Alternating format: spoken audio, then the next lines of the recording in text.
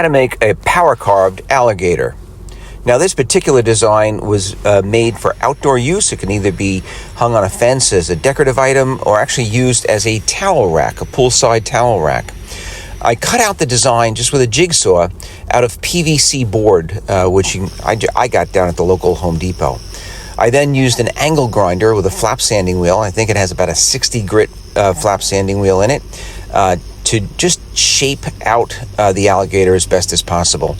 I carved down the fins on the top, just so that the body would stand out and they would be separated. Just following the contour of the outline. And these flap sanding wheels dig in very quickly into PVC. PVC is pretty soft material, so just a light touch. Now notice I'm staying away from where the legs are going to be glued in place. I want to keep those areas nice and flat so I can glue onto a flat area. But it's easier for me to remove or start to shape that belly area without the legs there. And I'll continue around. I'm just going to shape and round over the edges.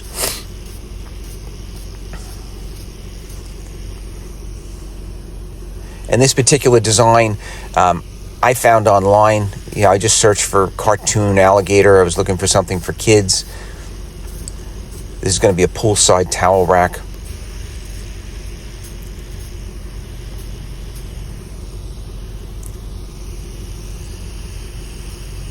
I'm going to shape the nose. And it doesn't have to be perfect, because I'm going to go back over this with a oscillating sander, and then I'll kind of smooth out all of these rough grind lines. So what I did was I just routed out a section of the back, because the front right leg I want to be kind of on the other side of the body. I'm going to glue these in place with a fiberglass Bondo. It's basically just called Bondo fiberglass. A nice product to work with. It will hold everything very securely.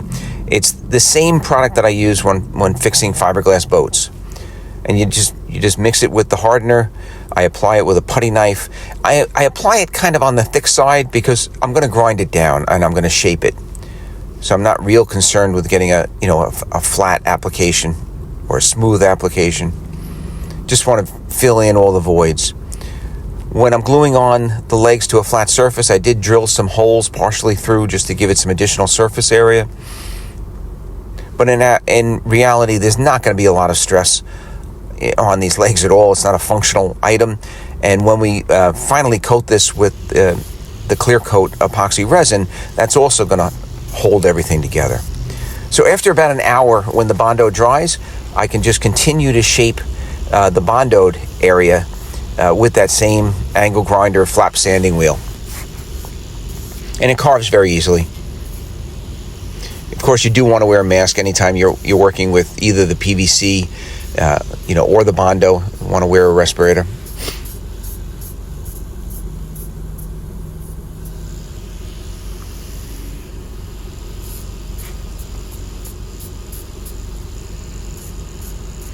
Now, this is the first time that I've tried to make an alligator. I've done several fish, and they came out pretty decent. Nice and colorful and high gloss, and the kids seem to love them. But I had a friend who has a house in Florida, and she wanted an alligator for her grandkids, which I thought was kind of a cool idea. So I'm just shaping, or I'm just carving any of that exposed Bondo, kind of tapering it in to the body.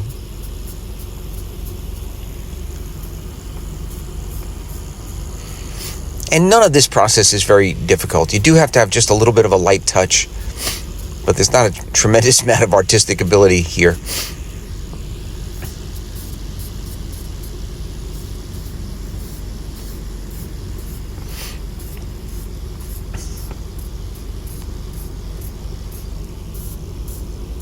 And I guess you could use the same concepts with a variety of different designs. It doesn't have to be an alligator.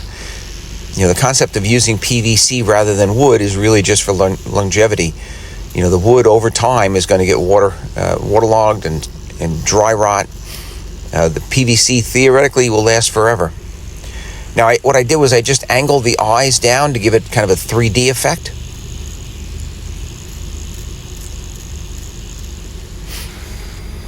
And now I've moved on to the oscillating sander.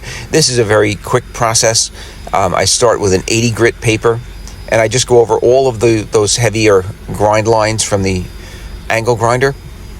And then after I'm done with the 80 grit, I'll go back over everything real quick with 120 grit.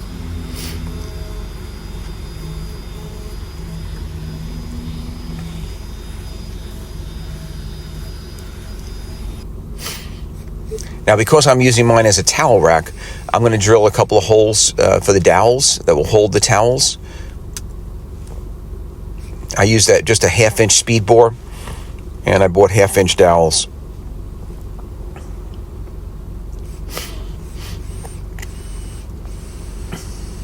And I'm just drilling those holes with a slight angle so that the dowels are angled upward. I'm going to use a Dremel grinder just with a cutoff wheel to add some of the details onto the body, you know, those curved lines. And then the plan here is to paint the bottom of the alligator like a lighter than the top of the alligator. The top will be a dark green, maybe with a little bit of black mixed in. And the bottom belly area will be more of a tan.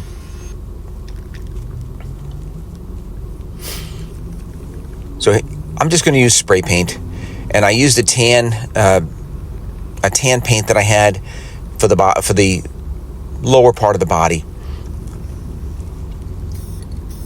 Then I masked that off with painter's tape, and then I started to paint the top of the body a darker green. And I also left the legs exposed, so the legs and the top of the body will be a darker green. This green I had for an Irish project that I was doing. So I wanted to darken that up a little bit for the alligator, so I sprayed some black over it, just a light mist.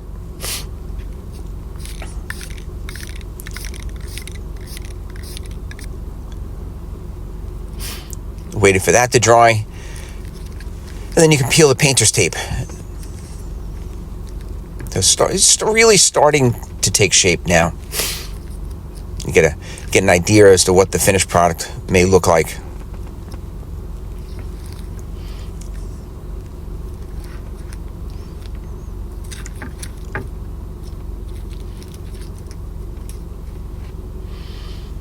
Now I use self-adhesive vinyl to create the white of the eyes.